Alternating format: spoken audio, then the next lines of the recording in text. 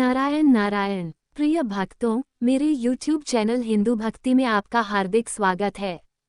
होलिका दहन की कथा। बुराई पर अच्छाई की विजय।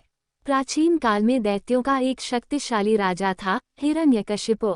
उसने घोर तपस्या करके भगवान ब्रह्मा से वरदान प्राप्त किया था कि उसे न कोई मनुष्य मार सकता है, न कोई देवता, न दिन में, न रात में, न आकाश में, न पृथ्वी पर, न किसी अस्त्र से, न किसी शस्त्र से। इस अमरता के अहंकार में वह अत्याचारी बन गया और स्वयं को ही भगवान मानने लगा। उसने अपने पूरे राज्य में यह आदेश दिया कि केवल उसकी पूजा की जाए और भगवान विष्णु की आराधना पर पूर्ण प्रतिबंध लगा दिया। लेकिन भाग्य को कुछ और ही मंजूर था। हिरण्यकशिपु का पुत्र प्रहलाद भगवान विष्णु का अनन्य भक्त था।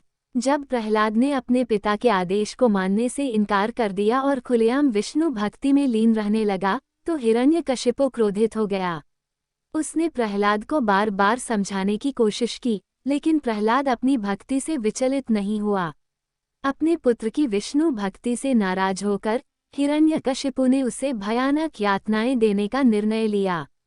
उसने प्रहलाद को अनेक तरीकों से मारने की कोशिश की। कभी उसे ऊंचाई से गिरवा दिया, कभी जंगली जानवरों के सामने डाल दिया, कभी विष पिला दिया, लेकिन हर बार भगवान विष्णु की कृपा से प्रहलाद सुरक्षित बच गया। हिरण्यकशिपु ने राजमहल के प्रमुख मंत्रियों और विद्वानों को बुलाकर प्रहलाद को समझाने के लिए कहा। उन्होंने बड़े प्रयास किए, लेकिन प्रहलाद के विचार अटल थे। उसने उत्तर दिया, पिताश्री, आप चाहे जितना भी प्रयास करें, मैं भगवान विष्णु की भक्ति नहीं छोड़ सकता। वे ही सृष्टि के पालनहार हैं और मैं उनकी शरण में रहूंगा। ये सुनकर हिरण्यकशिपु क्रोध से पागल हो गया। उसने अपनी बहन होलिका को बुलाया, जो एक दैवीय वरदान के कारण अग्नि में जलने से सुरक्षित रह सकती थी। होलिका ने अपने भाई को आश्वासन दिया, भ्राता, चिंता मत करो, मैं प्रहलाद को गोद में लेकर अग्नि में बैठूंगी। मेरा वरदान मुझे बचा लेगा, लेकिन वो विष्णु भक्त जलकर भस्म हो जाएगा। हिरण्यकशिपु बहुत प्रसन्न हुआ और उसने तुरंत ये योजना कार्यान्वित करने का आदेश दिया। नगर के बीचों बीच एक विशाल चिता तैयार की गई। उसमें सूखी लकड़ियां और अन्य दहनशील वस्तुएं रखी गईं। चारों ओर असुरों की भीड़ थी, जो ये देखने आई थी कि प्रहलाद आखिरकार समाप्त हो जाएगा। जब चिता प्रज्वलित की गई, तो होलिका प्रहलाद को लेकर उसमें बैठ गई। चारों ओर से आग की लपटें उठने लगीं, लेकिन भगवान विष्णु की कृपा से एक चमत्कार हुआ। प्रहलाद पूरी तरह सुरक्षित रहा, जबकि होलिका जलकर भस्म हो गई। होलिका को यह वरदान मिला था कि वह आग में नहीं जलेगी, लेकिन यह वरदान तभी प्रभावी था जब वह अकेले अग्नि में बैठती। जैसे ही उसने छलपूर्वक प्रहलाद को अपने साथ बैठाया, वरदान निष्फल हो गया और वह स्वयं जल गई। चिता की राख से सुरक्षित निकलकर प्रहलाद ने भगवान विष्णु का गुणगान किया और कहा, जो सत्य और भक्ति के मार्ग पर चलता है, वह कभी नष्ट नहीं होता। इस घटना के बाद भी हिरण्यकशिपु का क्रोध शांत नहीं हुआ। उसने स्वयं प्रहलाद को मारने का निश्चय किया।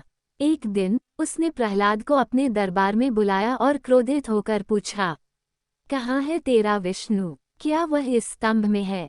प्रहलाद ने उत्तर दिया, भगवान सर्वत्र हैं, इस स्तंभ में भी।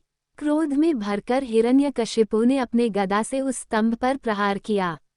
जैसे ही स्तंभ टूटा, उसमें से भगवान नरसिंह प्रकट हुए, आधा सिंह और आधा मानव।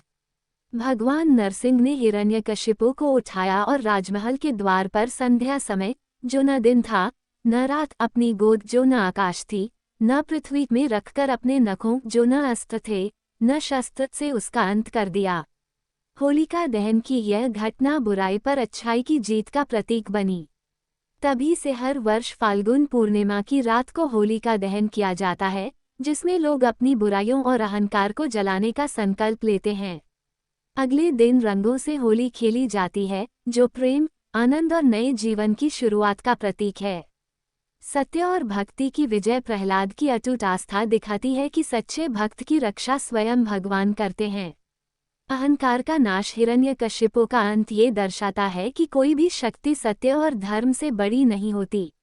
बुराई पर अच्छाई की जीत, होलिका की जलने की घटना ये सिखाती है कि छल और अधर्म की हमेशा हार होती है।